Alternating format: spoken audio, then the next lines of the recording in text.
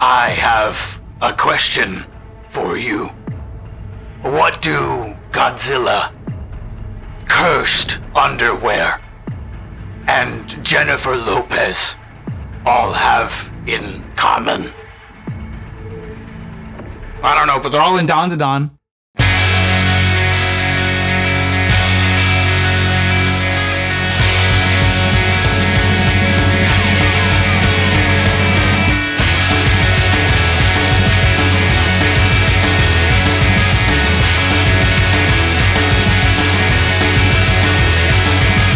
Kaidan, Kidan, Taiken Dan.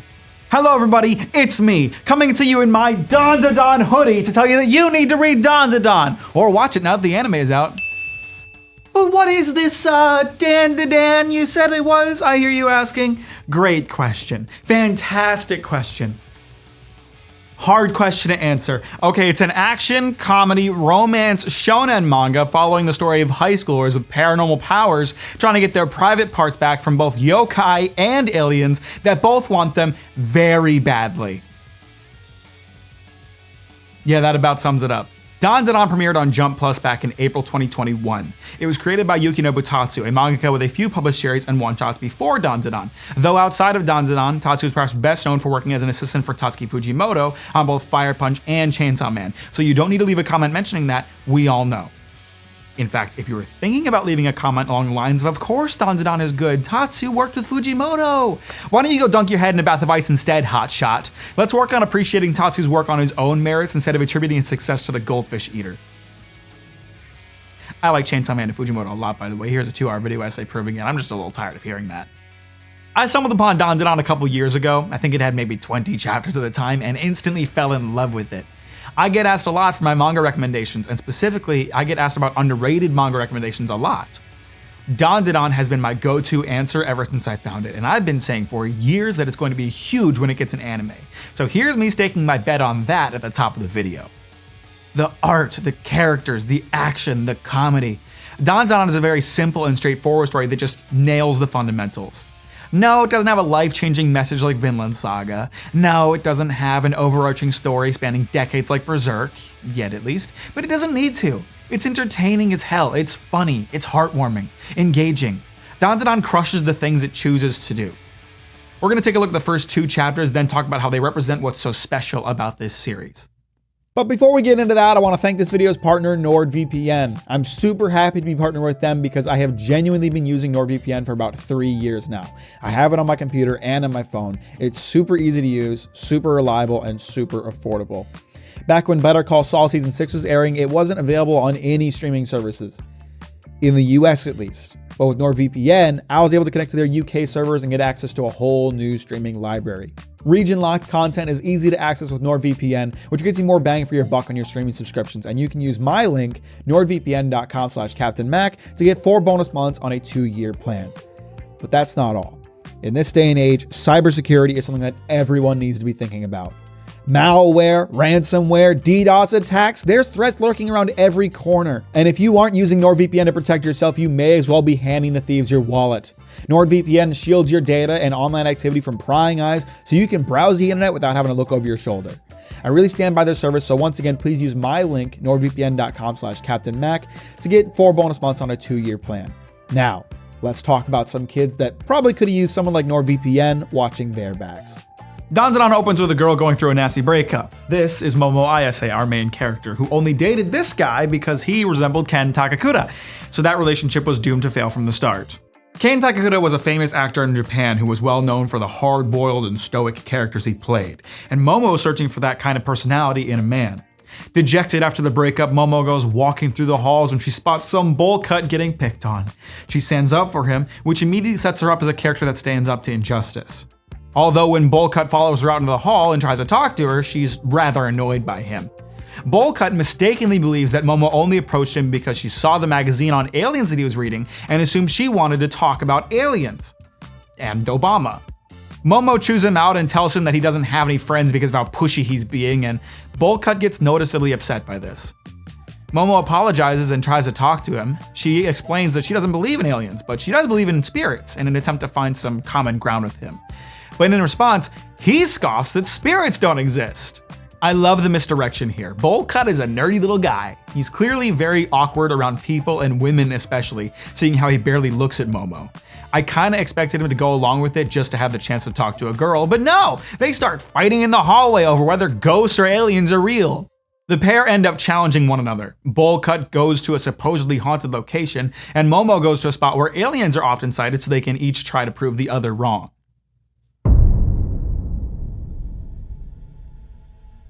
Bowl Cut walks slowly into the deserted tunnel. Every footstep echoes off the ground and against the walls, seemingly going on forever. The only source of light coming from his phone as he talks to Momo on the other end. As he eases further and further in, a chill seems to come over him, as though he just stepped into a walk-in freezer. His breath goes cold, goosebumps form on his skin, and just as an unsteady calm falls on the tunnel, I'll let you suck on my teats if you let me gobble your schlong. what? Seems like a fair exchange to me. Tabo Baba, or Turbo Granny, is a modern yokai that is thought to appear on around highways at night. The driver will suddenly spot an old woman running behind them in the rearview mirror. They only see her for a moment before she catches up with them or speeds past them. She might knock on their window or break their side view mirror on her way past. In some interpretations, she's meant to be a cautionary tale about speeding on the highway at night, but she's generally considered harmless. Not so much in Dandadan. Bowl Cut runs away as Momo tries to warn him. If he runs away and Turbo Granny overtakes him, she'll curse him. Suddenly, the phone cuts out and Momo's left all alone in the dark. She heads for the exit, wanting to go help Bowl Cut. But he's not the only one in danger tonight.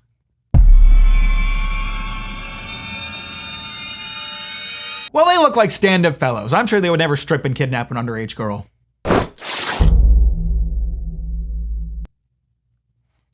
I'm not the best judge of character.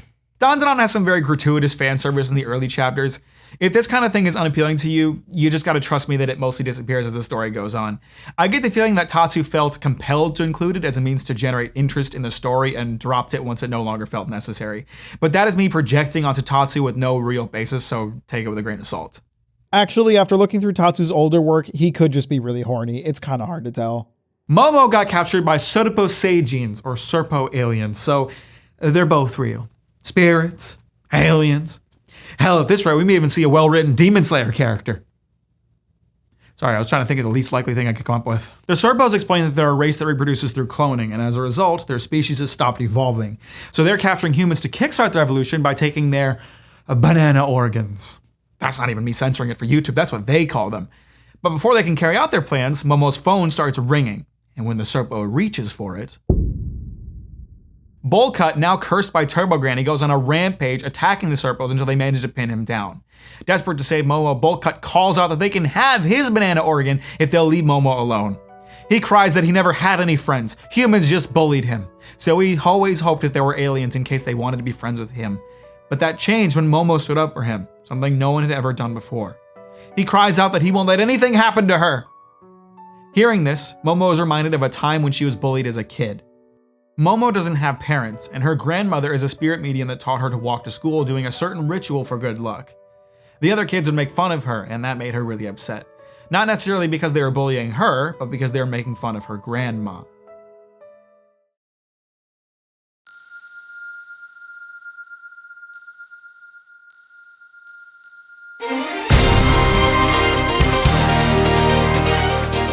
Triggered by the Serpo's psychokinesis, Momo awakens to spiritual powers. Using them, she defeats the Serpos and manages to push Turbo Granny out of Bowl Cut. However, the curse remains, and Turbo Granny tells Momo that she took Bowl Cut's schlong. Aliens, yokai, everybody's after these things. They'll have to go back to the tunnel and defeat her to get it back, but how's he gonna pee? Questions that probably won't get answered. Dandadan is funny, it's hilarious. Tatsu's art pairs well with the jokes in this series as he does a good job drawing characters in comedic ways. Comedy is obviously super subjective, so it's difficult to demonstrate why Dandadan is so funny. I mean, if I just explain the jokes to you, then they're not gonna land the way they would if you experienced them yourself. But man, belligerent maneki neko, table flips, and 10-gallon wieners! The comedy in this series consistently makes me laugh and never overstays its welcome. In the aftermath of the battle, the pair decide that they need to defeat Turbo Granny in order to get Bullcut Schlong back. But they also have to defeat her because Bullcut is still cursed, and Turbo Granny will take over if Momo stops suppressing the curse. As they formulate a plan, Momo finally asks Bullcut his name, and he tells her. It's Ken Takakura. Momo's heart skips a beat, and she becomes extremely flustered hearing his name, and insists that they not use his name anymore. She gives him the nickname Okarun, which is a shortened version of Okoroto-kun, or Occult-kun, which is what she was calling him up until now. The pair head for Momo's house since they can't go after Turbo Granny until nighttime. Okarun gets set on fire for a bit, and the pair end up arguing about who's at fault for the situation they're stuck in. Okarun blames Momo for turning their argument over spirits and aliens into a contest, and Momo blames Okarun for pushing the alien nonsense on her in the first place.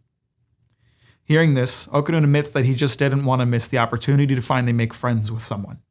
He apologizes for getting her mixed up in all this and tells her she can go back to ignoring him once they figured it out. Momo gets frustrated hearing this and tells Okarun that the real reason he has no friends is because he puts himself down and distances himself from others. She tells him not to assume she wants to ignore him and offers to keep talking to him about paranormal stuff. There's something I really like about how the characters are handled in Dandadan. For starters, they're flawed in believable ways, and their flaws clash to cause relatable tension. Momo is impulsive and says things she doesn't really feel just to get a jab at the person she's quarreling with, while Okarun is anxious and puts himself so far below others that he ends up making nasty assumptions about them. Those are very realistic flaws, and the fights they end up in as a result are very understandable. You end up feeling like they wouldn't fight at all if they would just quit being that way, which is extremely human. Yet at the same time, they're very self-aware of their flaws. More often than not, Okarun and Momo fight, don't talk to each other for a bit, and by the time they've reconciled, they both realize their faults in the situation and end up apologizing to each other. We saw it already in chapter 1 when Momo realized she was too hard on Okarun, who was just trying to share something he was interested in with her. No other character had to come in and point it out to her. Momo recognized she was in the wrong on her own and apologized for it. I feel too often that characters and stories are blind to their own flaws and mistakes until someone else points it out to them. So it's a breath of fresh air seeing how Dandadan handles that, and it leads to much more relatable character moments. It makes the moment that they reconcile feel heartwarming and well-earned. But there's no time for any of that emotional nonsense right now. Okarun and Momo realize that it's gone pitch black outside, and walls have suddenly appeared trapping them on the property. They start to bleed as if the air itself has turned poisonous, when suddenly...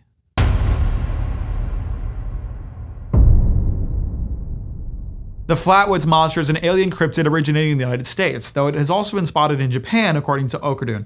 And this one just so happens to be roided the hell up and trying to kill Okarun and Momo. It tells them to hand over their banana organs, suggesting it was sent by the Serpos, though it may just independently be interested in the private high schoolers. Who's to say? Knowing that they have to defeat it before the poison kills them, Okarun asks Momo if she can release Turbo Granny's curse from his body while suppressing it in his mind, basically allowing him to use her power without losing control. Momo is hesitant because she's not familiar with how her powers work, but they don't have a lot of options here. Okarun's body transforms as the curse takes over. Turbo Granny's on the verge of taking control. The Flatwoods monster attacks. It looks grim. It looks hopeless.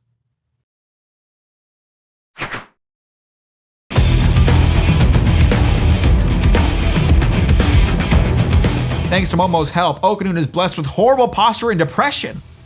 And also Turbo Granny's power, but the depression is the real upgrade. Turbo Okarun and Momo overwhelm and defeat the Flatwoods monster.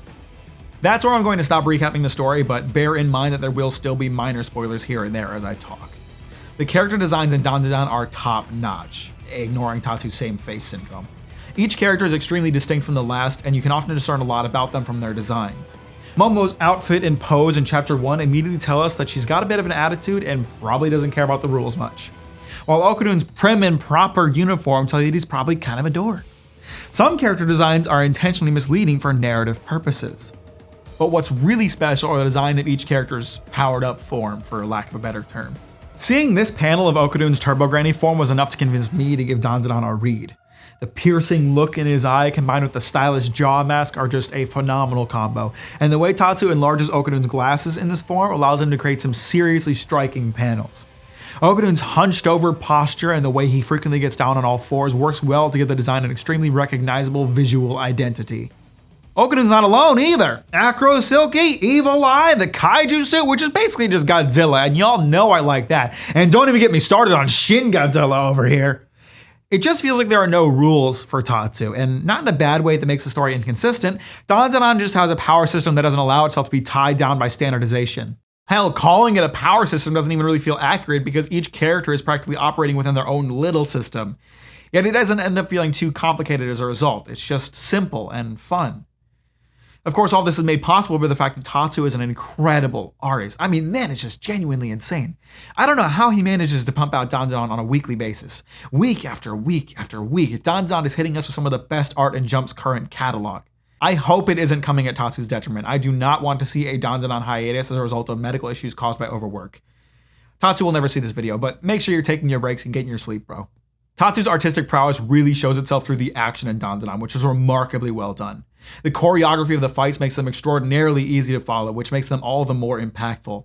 On this page, the Evil Eye kicks his ball at Okarun. The next panel, you can see Okarun dodge twice. Then Evil Eye's fist comes into frame, but Okarun dodges and jumps behind the Evil Eye. Unfortunately, the ball bounces back at them and clocks Okarun in the face. Before the ball even hits, Evil Eye is already setting up to punish Okarun and slam him into the ground. Not only do these panels look incredible, they convey the flow of the fight in an absolutely brilliant way. It's so easy to process how we get from one panel to the next. The animators must be feeling lucky because they've got a fantastic storyboard to work with. And while we're on the subject of action, let's talk about something else I love. Okarun isn't a fighter, and he doesn't magically become one because he gained powers. When Okarun first gets his powers, all he really knows how to do is to defeat enemies with an all-out rush, utilizing Turbo Granny's speed to slam into the enemy. As the story progresses, the means of fighting that Okarun learns have a very clear origin. In one chapter, Okarun is seen squatting to work out. In another, he's shown using a squatting motion to slam into his enemy. In one chapter, Okarun is headbanging along to heavy metal music. In another, he's using a headbanging motion to hit an enemy. It's comical, but it also visually illustrates how Okarun is making the most of his newfound strength in whatever ways he can get his hands on. It also subtly implies that Okarun is likely barely tapping into the peak of his potential strength because he isn't a fighter and he's not really using fighting techniques, which creates a very clear path for him to get stronger. All of this is strengthened by Tatsu's ability to show restraint. He goes absolutely hog wild in every fight, but they never overstay their welcome. The amount of time that Okarun spends in his Turbo Granny form is ultimately rather limited, which makes every time it appears exciting and impactful. This is true for every character. They never spend more time fighting than is necessary to convey the story being told. This also extends to comedy, where running jokes are retired once they've been utilized enough times. Too much of anything will make it tiring, and Tatsu seems to be very aware of that and how to walk that fine line. It's always better to leave your audience wanting more than to leave them feeling like something was overdone, which is why I only upload 3 times a year. Now, I've been going on and on about action and art and character designs for some time, but none of this stuff means anything without a decent story to back it up. Dandadan's story is simple but effective. It's compelling enough to give the characters and the situations they end up in weight and meaning. Dandadan's story can be described as a monster of the week type of deal with only a loose, overarching story to carry it from one event to the next. There's enough there to keep it engaging without making the main plot particularly important to any of the stories within it. If you prefer stories that are 100% focused on the main plot and ensuring that every event within it is relevant to that, then you won't find that here. But I think it works well enough to keep the story moving. Now, the shorter stories within each arc are quite well done. Each antagonist is appropriately intimidating, and each arc gives each character their moment to shine. Not to mention Tatsu's ability to write backstories. Oh boy. You might be thinking that a manga about a high schooler trying to get his balls back wouldn't make you cry, but be prepared to be proven wrong. Dandadan dances between comedy and tragedy like it's a goddamn ballet, and yes, that's an intentional simile. Before we wrap this sucker up, I want to break down one of my favorite interactions in the entire series, which is going to spoil a character and their introduction. So if you want to hear my final thoughts without getting spoiled, just jump to this time code. Jiji, my beloved. Jiji, oh, what a sweet boy you are, Jiji. Jiji is first introduced as Momo's childhood crush. He's tall, handsome, charismatic. When he was first introduced, I kind of let out a sigh. Dandadan can be a very tropey series, which I do not say as a negative. My opinion is that there are no bad tropes, only bad execution of tropes. So while Dandadan is tropey, it executes those tropes very well, so I don't consider it a bad thing. Still, when Jiji was first introduced, I thought he was going to be the stereotypical hot guy that the main girl fawns over while the dorky nice guy has to fight for her attention. Okarun thought so too. He immediately recognized a chemistry between Momo and Jiji and started to think of himself as being in the way of their potential relationship. Okarun's anxiety got the better of him again, and he thought it would be best to stay out of the way. However, a horny mannequin inspired him to keep trying, and he started to view Jiji as a rival. Okarun starts inserting himself between the two, somewhat awkwardly. Seeing the two chatting, Okarun cuts in to talk to Momo about cryptids, which has become a regular conversation topic for them. Jiji responds with some cryptid insights of his own, which Okarun views as an attempt to take back control of the conversation. So he asserts himself again, bringing in more of his paranormal knowledge in an attempt to dominate the conversation. Basically, it's the same as the average Twitter interaction between two self-proclaimed alpha males. Yet to his surprise, Jiji takes interest in what he has to say. Jiji asks him questions about it, and all of a sudden, it's not some competition anymore, they're just talking. Like normal human beings who are not insecure about their place in the world. Jiji's character design and introduction were a total misdirection. He's not just a romantic rival for Okarun, not entirely anyway, he's just a nice guy. He wants to be friends with everyone. He does his best to make sure everyone feels included. Okarun and Jiji end up becoming great friends. I can't overstate how much I love this. Tatsu utilized a well-known trope to establish the true nature of a character through misdirection, while also creating a powerful character moment for Okarun. And since we're talking about him already, I love Jiji. He's such a sweetheart. He's so goofy, but he doesn't exist as a comic relief character. There's depth behind his bright and cheery exterior. I could go on for quite some time about why I love the way that each individual character is written, but I'm trying to keep a video short for once. There's a lot of things about Dandadan that make it special. The art is incredible, the action is engaging, the comedy is hilarious, the writing is compelling, the characters are endearing, the romance is heartwarming, but really the thing I love about it most is that it's just fun. You guys know I love me a thought-provoking and philosophical story. I love stories that make me think, make me consider things, that offer me a unique perspective on the world. But I also like laughing and having fun. Dandadan is special because it's everything you'd expect from a shonen series, just done really well. It's simple enough to allow the sheer spectacle of what it's doing speak for itself, yet it also has enough of a proper plot to make each scene impactful and meaningful. The characters are deep enough to make them relatable, yet simple enough to keep the focus on the action. All of this combines to make a series that is truly special, and that is why Dandadan is one of my favorite ongoing manga. So I'm no longer asking. It's time to read Dandadan. Or watch it now that the anime is out. Thank you so much for watching. I really appreciate it. Make sure to leave a comment letting me know what you thought, or leave a like if you feel like I've earned it. I'd also love to hear what you think of this style of video. Normally my videos are like multi-hour long, super in-depth analysis, but a series like Dandadan doesn't really warrant a video like that because it's just not that deep. So this is more of like a recommendation. Here's why I think you should watch this style of video. And if you guys like that kind of thing, then I can make some more of these like shorter videos in between the longer videos that take months to make. So really, I'd love to hear what you think. I also want to give a shout out to my friend Mugen. He made a great video about Dandadan. It goes super in depth about Tatsu's history as a mangaka, as well as some details about Dandadan that I did not get a chance to cover. So definitely go check out his video. He makes great videos. He really deserves the attention. So I'd appreciate it if you checked that out and gave him some love. I also want to mention that you could watch this video 3 days early if you're a Patreon subscriber. For just $5 a month, Patreon subscribers get early access to new videos alongside weekly updates, behind the scenes live streams, special written reviews, and much more. I want to give a massive shout out to all of my Patreon subscribers, all of whom make it much easier to do what I do on this channel. I want to especially thank all of my gamers, Grant Harsh, Ike Diki, Lucy Raygear, Rays, and the Unmatched Power of the Sun, and all of my simps, A Yellow Line, Marzak the Mad, Belgara, Bill Nye the Bounty Guy, Bork Laser, David D, Degenerate, Matsugen, Grim Gearheart, Jimmy B, Skippy, Ninja Des, Ramu Nerd, Ryan Hosford, and Sammy. I really appreciate all the support, and I hope you enjoyed the video. Thank you so much, and have a great day.